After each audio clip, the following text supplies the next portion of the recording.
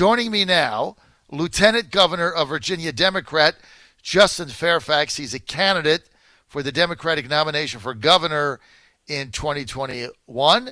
And I have been predicting for some time that if the election goes the way I think it is, that he is going to be the Democratic nominee come that primary in 2021. So everybody knows where I stand on that. And he's with us now. Mr. Lieutenant Governor, great to have you with us.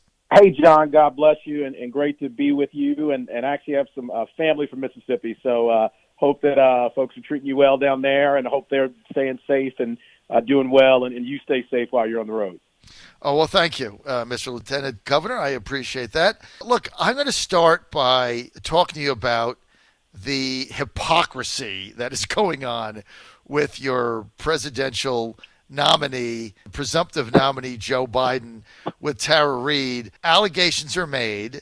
They're not substantiated. There's no due process. It was the exact same thing with Justin Fairfax.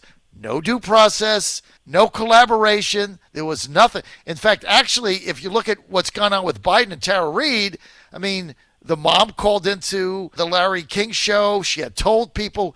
Nothing like that happened when the allegations were made against Justin Fairfax. Nothing. Yet, when they were made against Justin Fairfax, sir, the media jumped on it. Everybody asked you to resign. They tried to run you out of town on a rail. But no, Biden's is worse, and they protect him, and he gets a pass. I mean, this has got to be the height of hypocrisy here. Well, John, I gotta tell you, we are seeing right now in this moment the importance, which you have highlighted from day one, of due process and of investigations. Because, as you mentioned, this does stand in a pretty stark contrast. It's pretty much night and day from what happened a year ago, and we all know now. I mean, so much time has passed. It's been at least 15 months. We've laid out our case. We, from day one, had the courage to stand up and tell the truth. And, and so people know that in our case, these were, false, fabricated, and politically motivated, which I said, from the start. And now we've laid out the evidence to that effect. But the key here is I think what you touched on, which is that, allegation does not equal conviction. And you do have people, who will make politically motivated allegations. And in media in particular, I hope that they will learn a lesson, because now all of a sudden they want to start investigating things. Now all of a sudden they want to, sort of take their time and slow down. Whereas in our case, as you mentioned, within minutes or, in some cases hours of a press release coming out, we had, 100 cameras in our faces and people calling for my resignation, calling for impeachment. It was pretty extreme and extraordinary. And I think public, frankly, John, saw that for exactly what it was. And now they absolutely see it for what it is. And they reject that kind of politics. They absolutely hate that kind of politics. And we're seeing right now, in the midst of the COVID-19 pandemic, exactly why we have got to focus on, really healing, our Commonwealth and our country, focusing on a positive, forward-looking politics, getting rid of the politics of personal destruction. Because that's really what that, in our case, was all about. Look, Justin, for you, it was all about personal destruction. You were blocking LeVar Stoney's path to stardom. You were a problem for McAuliffe. Now you're going to be a bigger problem because you're running for governor and you're going to beat him. So he's got bigger issues now trying to get back in there. But I got to tell you the other thing. I hear the same people getting on TV who called for you to resign, the same ones saying, well, the New York Times did an investigation and there's nothing there, therefore I'm good. Really? Okay, so the New York Times actually did cover it and say they had no conclusion. In your case, I have to point this out. In your case, this was brought to the Washington Post. Right. And they wouldn't even do a story on it because they could collaborate nothing. So the Times does a story and says we have no conclusion. Yet when your issue came up, it was brought to the Washington Post for a story, and they wouldn't even cover it into a story because they said they couldn't collaborate and there was nothing there. And that just got swept under the carpet. I mean, the hypocrisy here is incredible. John, am I right? You are absolutely right. And I think the media needs to be held to account. I think that those who rush to judgment need to be held to account because again, we are finding out in this moment, and I think you had courage standing up for a due process. We had other voices. Paul Goldman, Joe Morrissey, state senator, stood up for due process and investigations. And I'm also proud that Senator Mark Warner, Congressman Bobby Scott, Governor Doug Wilder, in that moment they all stood up for due process and said, look, we need to know what the facts are. We need to investigate, and we need to presume people's innocence and give them an opportunity to lay out the facts. Plus, the timing of all this seems very suspicious, given that it was right at the moment when people thought I might ascend to the governorship. Everybody said this just doesn't seem or smell right, and so we need to really get the facts before we make conclusions. But as you mentioned, John, it was sort of night and day. People, it didn't take them more than a few minutes or a few hours to say, he needs to resign, we need to impeach him, he needs to go. And look, Virginians reject that. We got 8.5 million Virginians who, many of whom have been treated unfairly in their lives.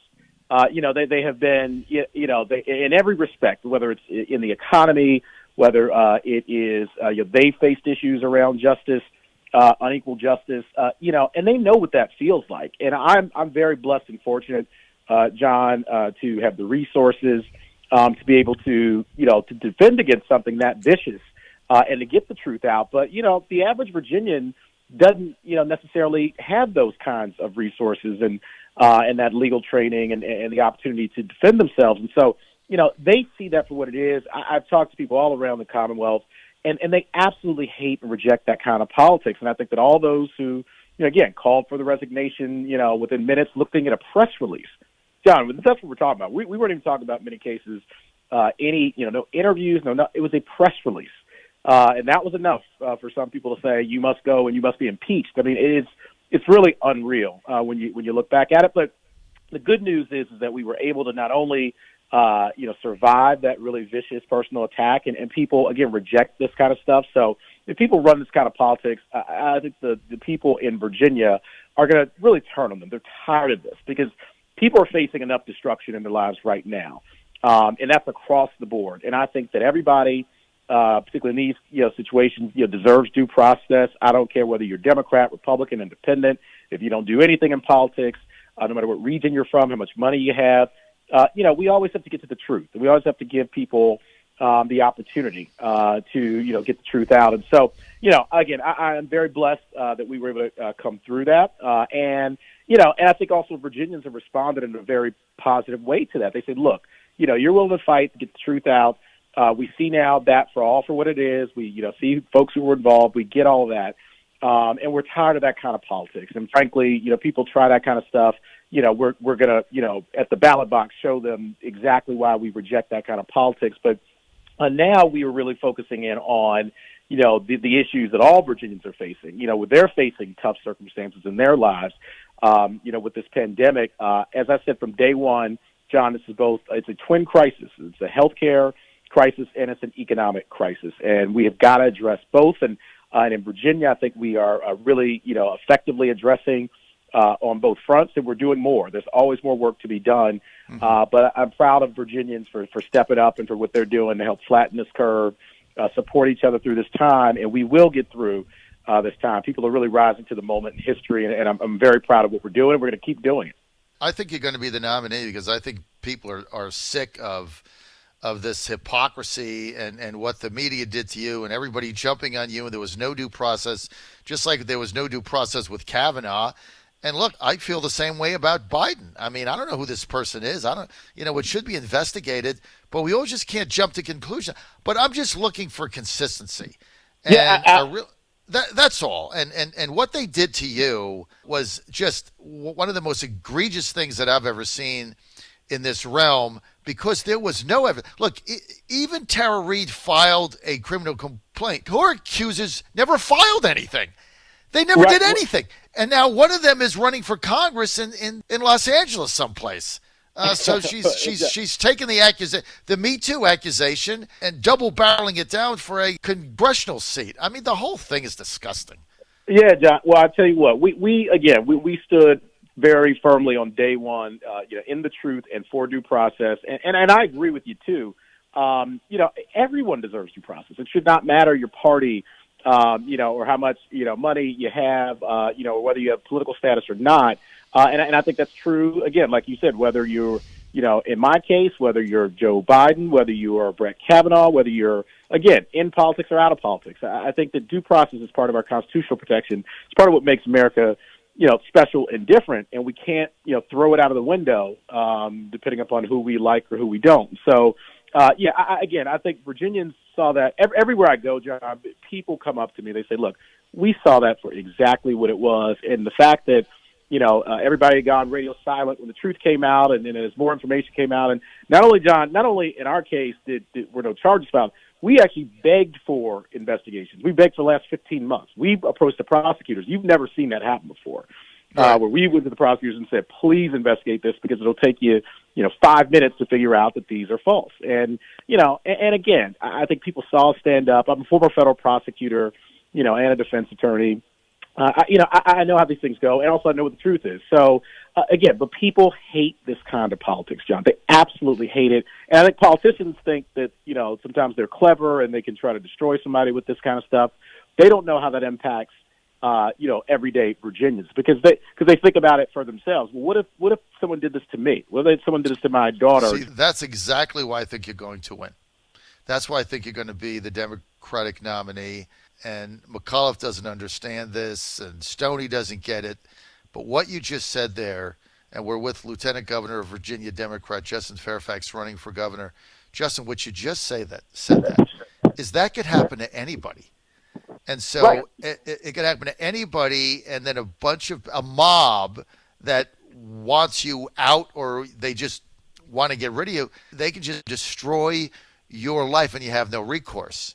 Right, no, that's right. And again, I'm very blessed and fortunate. And look, we have faith. We have an extraordinary family and group of people who have always stuck with us, and with the truth on our side. And all we wanted was due process. And you see what happens, John. And also, again, with going back to the media, it's interesting. Now all of a sudden they want to investigate things, right? In our case, right. I mean, they didn't care. They didn't care what the truth was. They didn't care. We gave them a roadmap to why this is false and things to follow up on, and they said, we don't care. When are you resigning? I mean, it was pretty outrageous. And again, the public gets that, and they hate the media circus. They hate the personal attacks. And John, I have to say this. I've now, been in public life in this way in Virginia now for almost a decade. For about 8 years or so, and I have never once had to tear anybody else down personally, and I wouldn't because that's not who I am. And so I think Virginians want that. They want hopeful politics. They want people to build, people and communities up and not to tear them down. So for those who are focused on destroying people and going after them and their families and their reputations and everything else, that I call that last 400 years politics, John, right? So we are now in the first year of the next 400 years leading off here in the Commonwealth of Virginia. And that's what people want going forward in the next 400 years. They want people to build people up. And you could not have a more critical time to build people and communities up than right now, because people and communities are being devastated by this pandemic.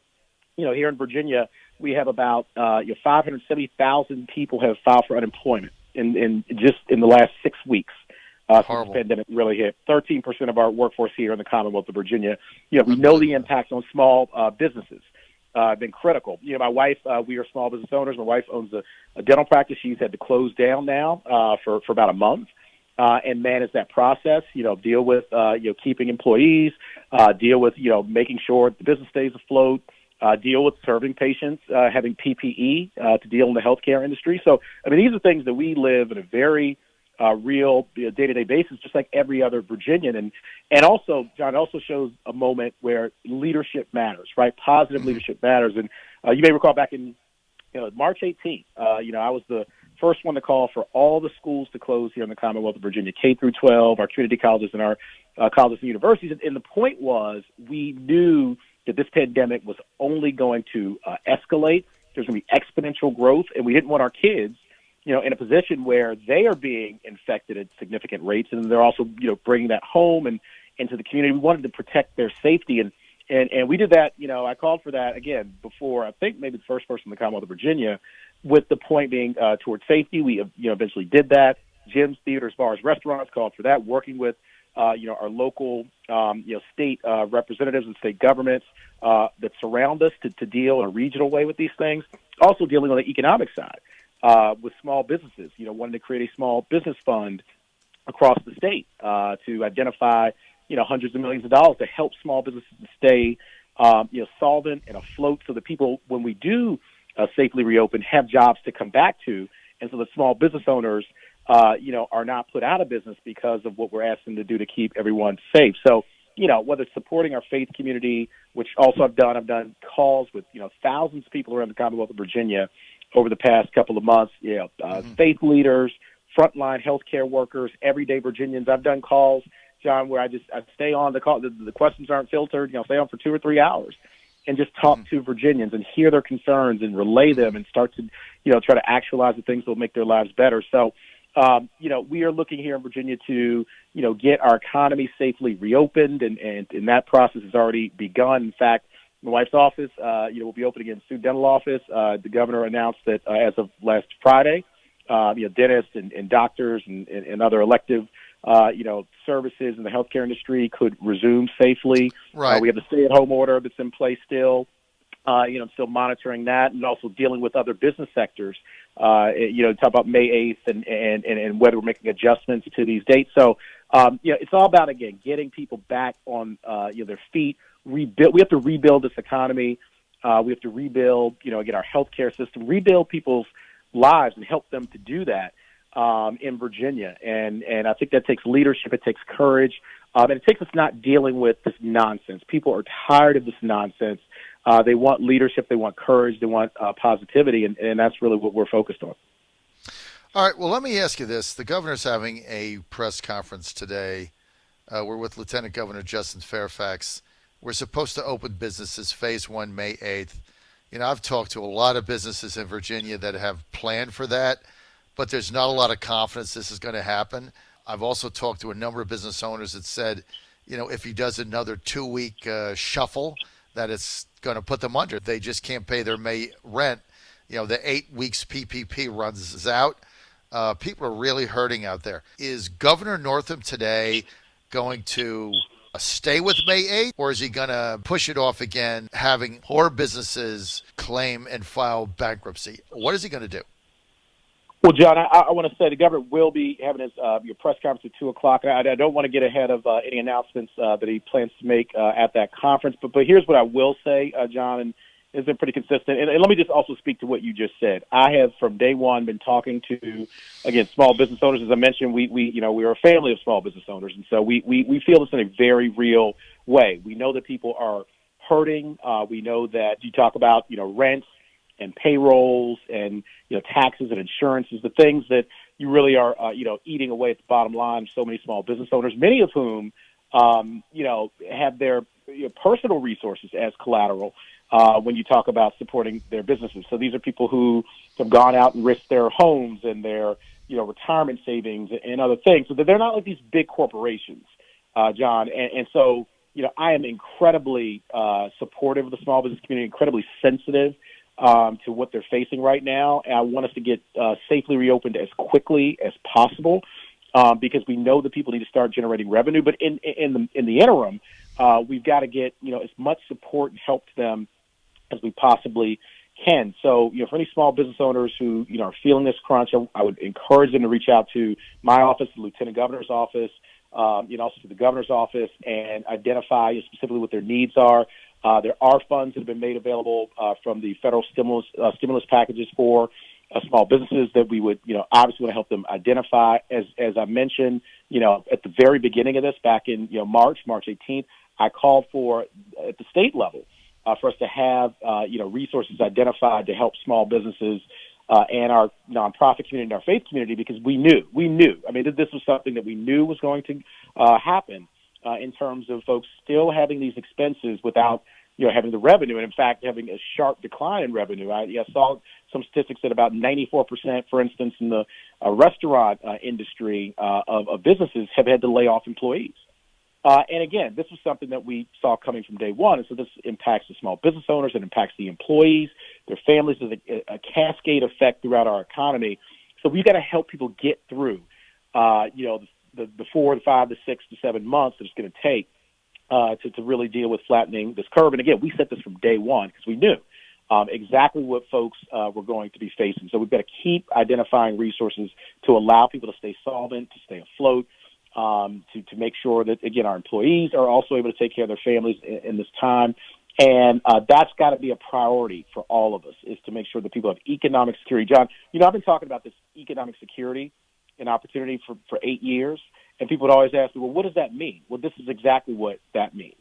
It's that when the bottom falls out for a small business or for a worker or for a family member, what do we have to backstop it? And then the opportunity piece is, how do we get them back on their feet so they can get back to doing what they do best, right? Which is generating revenue, creating jobs, making sure that our economy is growing, that people have opportunity. That's what this has been about from day one, and we're seeing this now, in a way like we have never seen it before. This pandemic is exposing all the cracks in our society, all of the places where we have had vulnerabilities and weaknesses, whether it be economic, healthcare, our infrastructure. We're seeing all of that right now being tested to its limits. And so what we've got to do in the rebuilding phase is not only rebuild it, we've got to rebuild it better so that we know where those cracks are. And what we can do now is to say we've got to get everybody through this. We've got to support our small businesses, support our families, our workers. We've got to get them the resources to get through this period of time while still flattening the curve.